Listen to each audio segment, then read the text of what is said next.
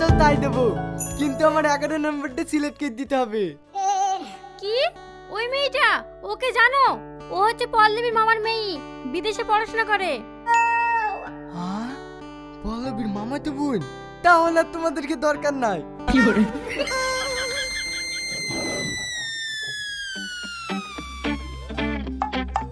বলছি আমার একটা কাজ করে দিতে হবে।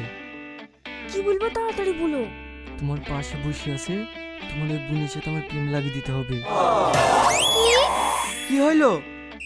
ও কিছু না, তুমি এখান থেকে যাবো।